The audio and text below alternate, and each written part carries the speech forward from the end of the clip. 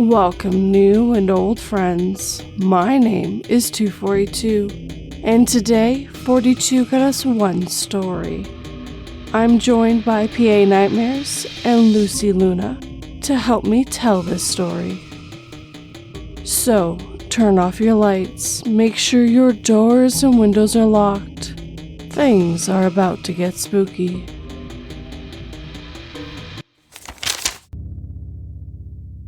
When my friends said they wanted to bury me in the sand, I thought it would be fun. That was until they filled the hole I stood in with cement.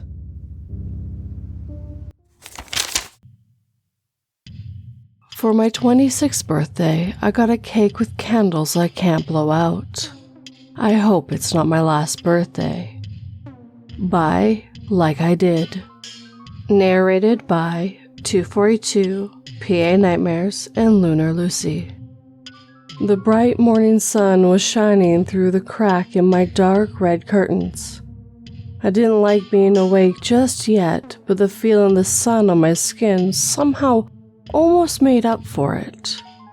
I miss spring. I wake up in my childhood home, tucked gently into my bed with the sheets that smelled fresh like lavender, and they felt cozy as if they just came out of the dryer. A pleasant way to wake up. Very pleasant indeed. Until my mind started running, started thinking and worrying, and that's always where things begin to go wrong.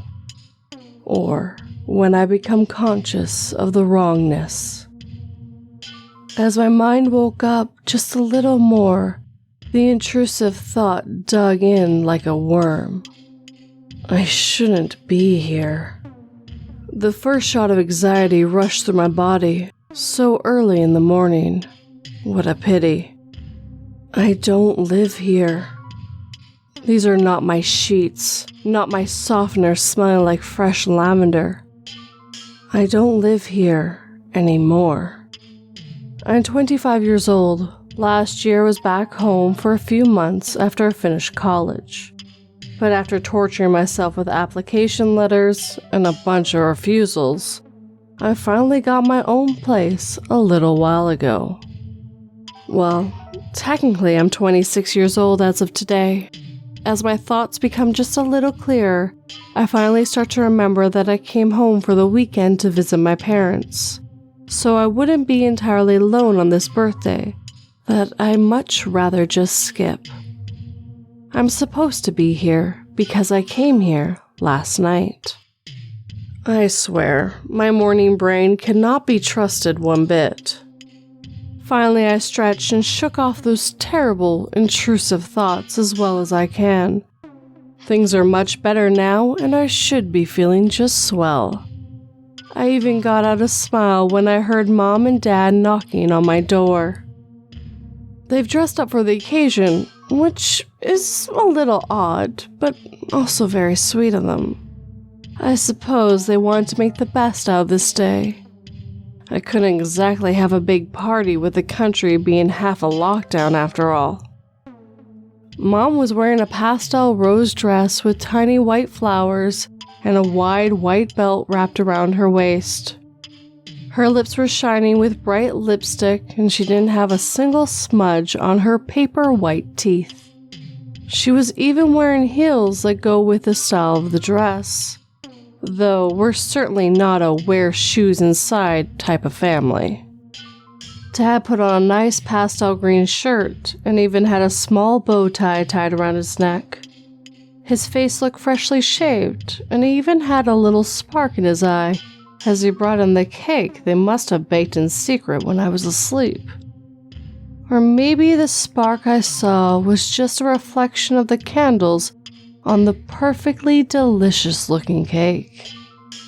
It was mint green with pink frosted flowers smudged around the corners and happy birthday written in squiggly font.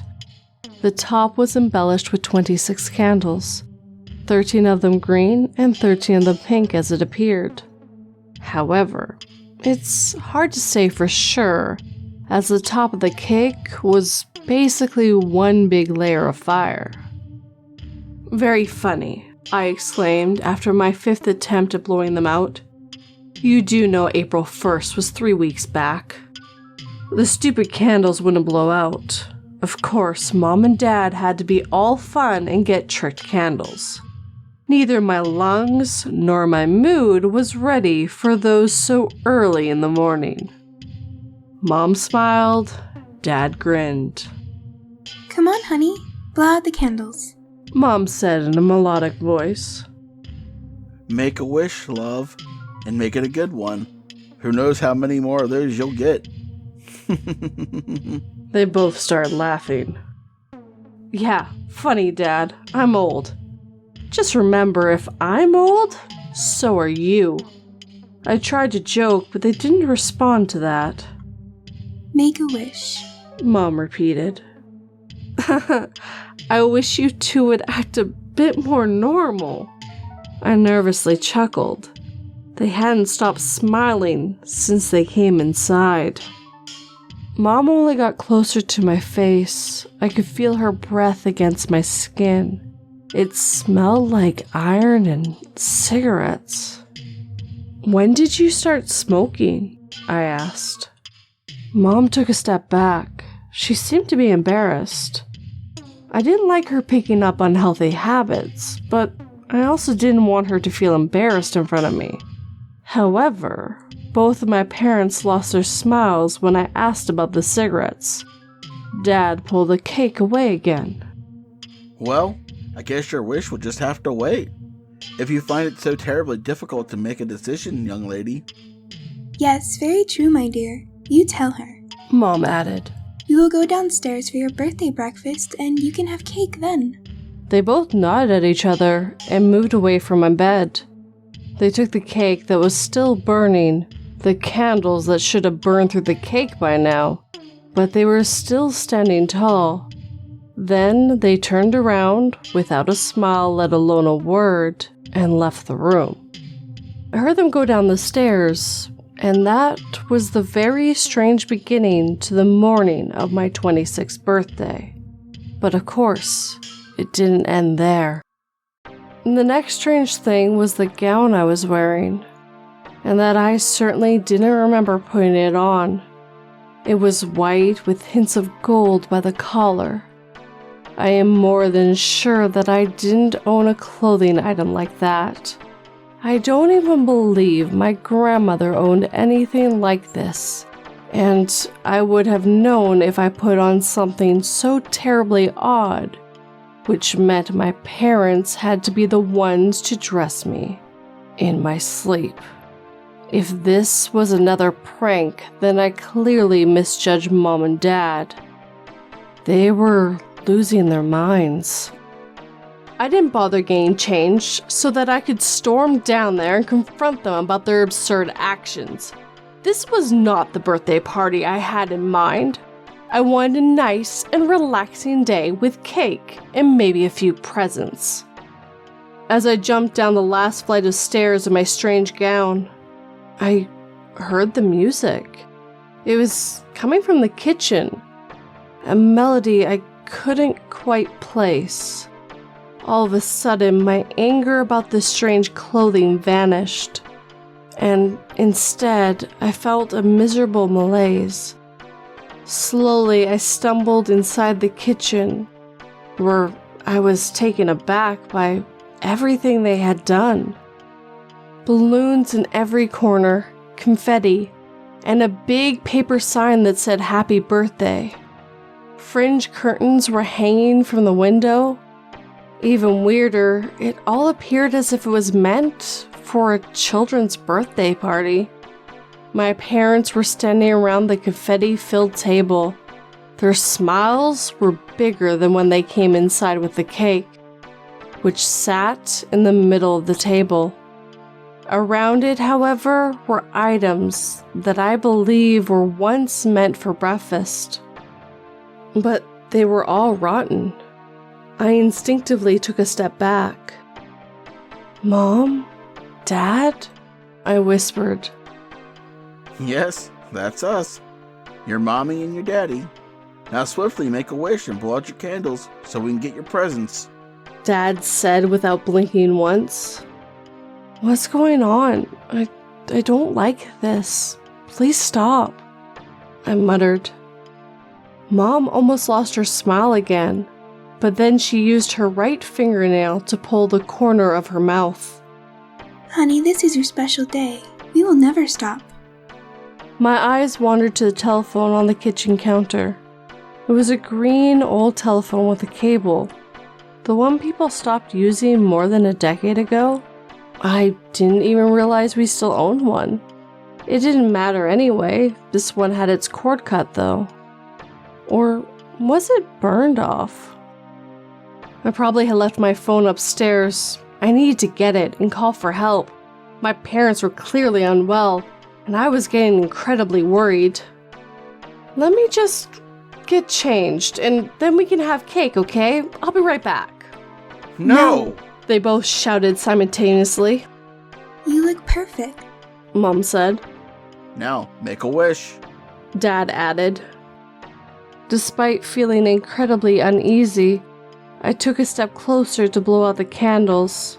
Maybe cutting the cake would distract them enough for me to go get some help. This time, I took a very deep breath and started to blow as hard as I could. The fire seemed to only grow bigger. If you won't, I suppose we have to blow out the candles and steal your wish, Mom said and chuckled. Why, yes, Deborah. Would you like to do the honors? My father asked her. She got closer to the cake, so close that her entire face was now shining orange and red from the fire. So close that her makeup was even starting to melt. Or maybe it wasn't only her makeup that was melting. Mom, your face, I whispered in shock. But she didn't care. I wish for our sweet child to forever stay with us, she called out in glee. Moron! You can't say your wish out loud. Dad shouted. Now he was getting closer to the cake, their expressions becoming even more forced, and Mom's makeup was melting onto the cake until even her hair caught fire. I don't think I'll ever get the smell of burning hair and skin out of my nose. Mom! I shouted, but she didn't care. Not even when her face kept burning. I suppose that's what woke me up. Of course, I knew from the beginning that something was not right, but this moment set me over the edge. I shouldn't be here. I don't live here. And I have no fucking clue who these people are. I slammed the burning cake into the fake father's face and started running before the wrong mother could do anything. I got out just in time. I have absolutely no idea how they tricked me inside that house, or into thinking they were my own parents. They didn't even look like them, but I had been so sure in the morning that everything was fine. As my thoughts became more my own again, I started to remember that I went for drinks at my friend Clara's house, but I couldn't even say what day that was.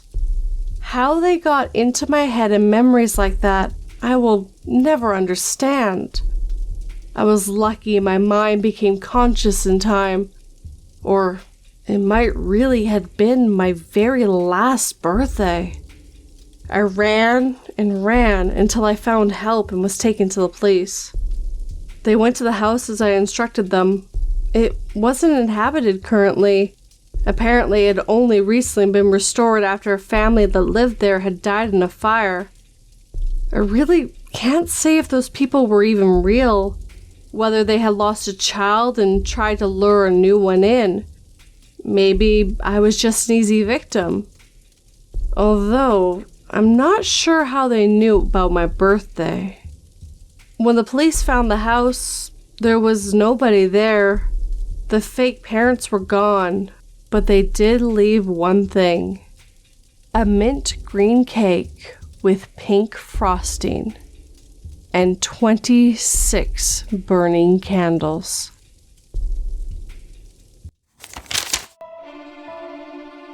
I called it the Giving Mirror because when I told it I was sad, the next day there was a beautiful flower that made me happy. And every other problem I gave the mirror, it gave a solution back.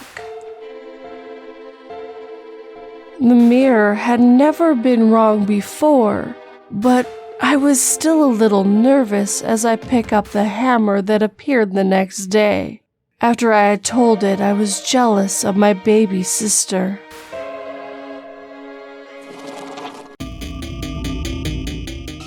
And with that, we're near the end of this video. I first of all would like to thank the author for letting me read their story and apologize to them. I asked for it almost a year ago, and as much as I hate that I waited so long, I'm kinda happy I did. I know for a fact I'm a bit of a better narrator than when I first asked, and I gotta bring in some other narrators who helped me bring it to life, so I hope you think it was worth the wait. And I really hope you like the end product. Thank you so much. I would also like to thank PA Nightmare and Lunar Lucy for helping me bring this story to life. Thank you guys, you did a great job. And I would also like to do a shout out to my newest patron, David. Thank you so much and welcome. Now if you enjoyed this story, hit that like button and make sure it feels it. If you're new, subscribe and turn that pretty little bell to all notifications. If you'd like to help this channel / podcast, well, just share it with anyone you think who might like it. You'd be surprised how much it helps. And if you'd like to help in other ways, I have a Patreon, merch, and PayPal. I will never expect any of this, but I will always appreciate it, guys. Now, of course, I would love a comment, but I gotta get you that Sunday word. So, on screen right now and on Twitter are all the entries I got last week. I'm surprised by the number, guys. Thank you so much, as always. And this Sunday's word is utility, the state of being useful, profitable, or beneficial. So, write me a sentence, either on this video or on Twitter, making sure you @ me, and you'll be on next week's video. But as always, guys, thank you for watching and listening and commenting and liking and just all that. It really means a lot to me, guys. Sleep tight and don't let 42 bite.